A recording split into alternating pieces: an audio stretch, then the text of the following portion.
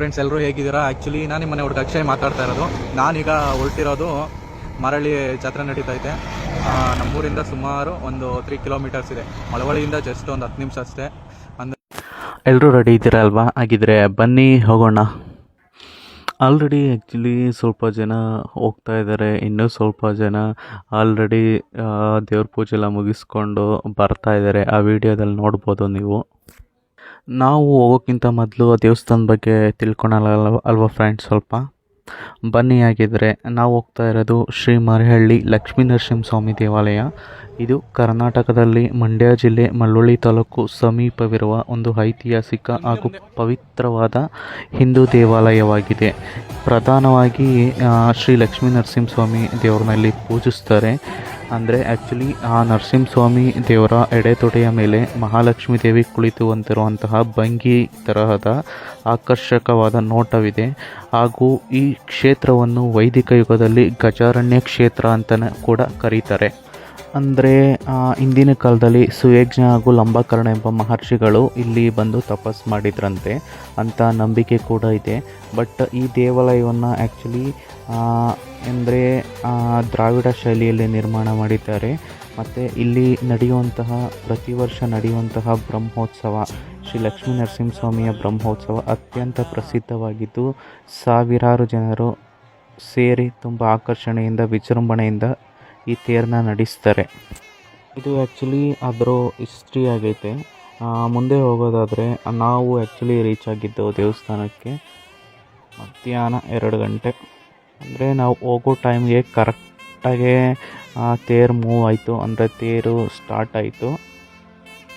ಅದನ್ನ ನೋಡಿದರೆ ಆ್ಯಕ್ಚುಲಿ ಗೊತ್ತಾಗುತ್ತೆ ಎಷ್ಟು ಜನಸಂದಣಿ ಸೇರಿದರು ಅಂದರೆ ತುಂಬಾ ಜನಸಂದಣಿ. ಅಂದರೆ ತೇರು ಸ್ಟಾರ್ಟ್ ಆದರೆ ಸುತ್ತ ಸರೌಂಡಿಂಗ್ವರೆಗೆ ತುಂಬ ಟೈಮ್ ಹಿಡಿಯುತ್ತೆ. ಎಲ್ಲರೂ ಸಹ ಜೈಕಾರದೊಂದಿಗೆ ಕೂಗ್ಕೊಂಡು ದೇವಸ್ಥಾನದ ಸುತ್ತ ಬರ್ತಾರೆ.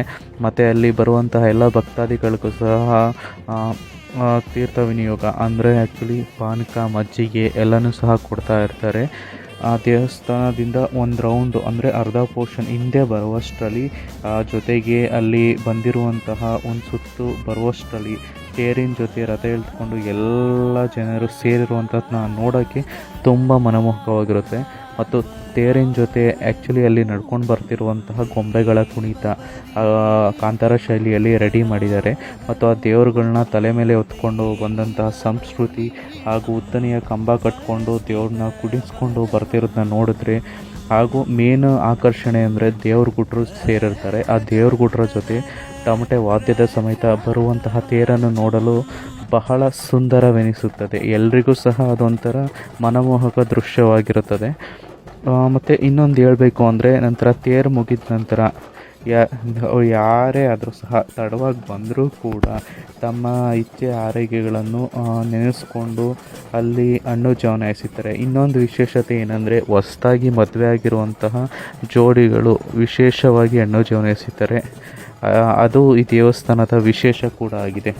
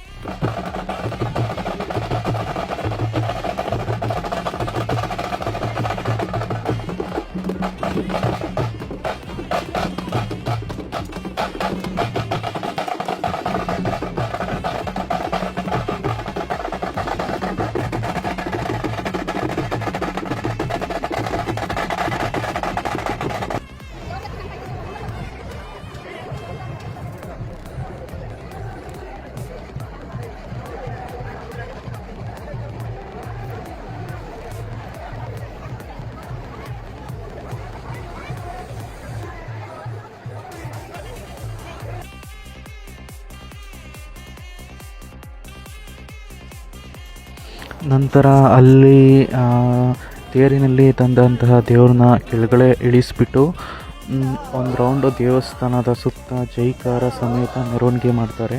ಮೆರವಣಿಗೆ ಮಾಡಿದ ನಂತರ ಮಂಟಪದ ತಂದು ಅಲ್ಲೂ ಸಹ ಜೈಕಾರ ಕೂಗ್ತಾರೆ. ನಂತರ ದೇವಸ್ಥಾನದ ಒಳಗೆ ತಗೊಂಡೋಗಿ ಇರಿಸುತ್ತಾರೆ. ಅಲ್ಲಿಯೂ ಕೂಡ ಏನಂದರೆ ತುಂಬ ಹೆವಿ ಕ್ರೌಡ್ ಇದ್ದರೂ ಸಹ ದೇವಸ್ಥಾನದ ಸುತ್ತಮುತ್ತ ಇಲ್ಲ ಅಂದರೂ ಒಂದು 4-5 ಕಡೆ ಭಕ್ತಾದಿಗಳು ಹರಸ್ಕೊಂಡು ಪ್ರಸಾದ ವಿನಿಯೋಗ ಮಾಡ್ತಾ ಇರ್ತಾರೆ. ಎಲ್ಲ ಕಡೆಯೂ ಪ್ರಸಾದ ಸಿಗುತ್ತೆ. ಬರುವಂಥ ಭಕ್ತಾದಿ ಎಲ್ರಿಗೂ ಸಹ ಪ್ರಸಾದ ಅಲ್ಲದೇ ಪಾನಕ ಮಜ್ಜಿಗೆ ಎಲ್ಲವೂ ಸಹ ದೇವಸ್ಥಾನದ ಸುತ್ತಮುತ್ತ ಕೊಡ್ತಾ ಇರ್ತಾರೆ.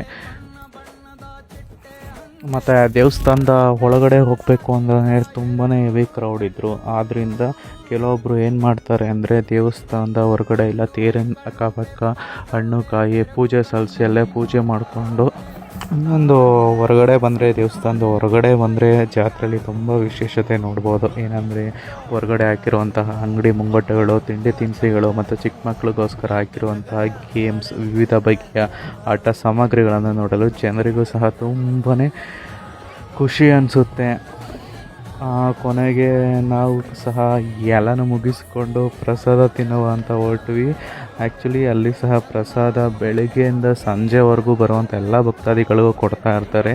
ಮೇನ್ ವಿಶೇಷತೆ ಏನಂದರೆ ಅಲ್ಲಿ ಪ್ರಸಾದ ಎಲ್ಲ ರೆಡಿ ಇದ್ದರೂ ಸಹ ತೇರು ಎಳೆದ ನಂತರ ಅಂದರೆ ತೇರು ಒಂದು ರೌಂಡ್ ಬಂದ ನಂತರ ಎಲ್ಲ ದೇವ್ರ ಕೊಟ್ರು ಸೇರಿಸಿ ಅಲ್ಲಿ ಎಡೆ ಹಾಕಿ ಜೈಕಾರ ಕೂಗಿ ಆಮೇಲೆ ಪ್ರಸಾದ ವಿನಿಯೋಗ ಮಾಡೋದು. ಸಂಜೆವರೆಗೂ ಸಹ ಖಾಲಿ ಆದರೂ ಸಹ ಮಾಡ್ತಾನೆ ಇರ್ತಾರೆ. ಬರುವಂಥ ಎಲ್ಲ ಭಕ್ತಾದಿಗಳಿಗೂ ಕೊಡ್ತಾರೆ. ಇದು ಈ ದೇವಸ್ಥಾನದ ವಿಶೇಷ. ಇಲ್ಲಿವರೆಗೂ ಹೇಳಿದ್ದು ಜಾತ್ರೆ ಮತ್ತು ಅಲ್ಲಿ ನಡೆದಂತಹ ಕೆಲವೊಂದು ಕಾರ್ಯಗಳು ಮತ್ತು ಪ್ರಸಾದ ವಿನಿಯೋಗ ಇಷ್ಟು ಡೀಟೇಲ್ಸ್ ಆಗಿರುತ್ತೆ. ಮತ್ತು ಇನ್ನೂ ಹೆಚ್ಚಿನ ಟ್ರಾವೆಲಿಂಗ್ ಬ್ಲಾಗ್ಸ್ ಬಗ್ಗೆ ನಿಮಗೆ ಕುತೂಹಲ ಇದೆ ಅಂದರೆ ಮತ್ತು ಈ ನನ್ನ ಬ್ಲಾಗ್, ಈ ದೇವಸ್ಥಾನದ ಬ್ಲಾಗ್ ನಿಮಗೆ ಹೆಚ್ಚಿಗೆ ಇಷ್ಟ ಆಯಿತು ಅಂದರೆ ಪ್ಲೀಸ್ ಲೈಕ್ ಮಾಡಿ, ಕಮೆಂಟ್ ಮಾಡಿ ಮತ್ತು ಶೇರ್ ಮಾಡಿ ಮತ್ತು ಫಾಲೋ ಮಾಡೋದನ್ನು ಮಾತ್ರ ಮರಿಬೇಡಿ. Please keep on supporting. ನಾನು ನಿಮ್ಮನೆ ಹುಡುಗ ಅಕ್ಷಯ್. Thank you. ಮತ್ತು ಕಂಪ್ಲೀಟ್ ವಿಡಿಯೋ ನೋಡೋದನ್ನು ಮಾತ್ರ ಮರಿಬೇಡಿ. ನಿಮ್ಮ ಅನಿಸಿಕೆ ಏನು ಅಂತ ಕಮೆಂಟ್ಸ್ ಮೂಲಕ ತಿಳಿಸಿ. ಏನಾದರೂ ಅಪ್ಡೇಟ್ ಮಾಡ್ಕೊಳ್ಬೇಕು ಅಂದರೆ ತಿದ್ಕೊಳ್ತೀವಿ. ಯಾಕೆ ಹೊಸ್ದಾಗಿ ಸ್ಟಾರ್ಟ್ ಮಾಡಿರೋದು. ಯಾಕೆಂದರೆ ಟ್ರಾವೆಲಿಂಗ್ ಬ್ಲಾಗ್ ನನಗೆ ತುಂಬ ಇಷ್ಟವಾಗಿಂದ ಮಾಡಬೇಕು ಅಂತ ಜಸ್ಟ್ ಟ್ರೈ ಮಾಡ್ತಾಯಿದ್ದೀನಿ ಅಷ್ಟೇ.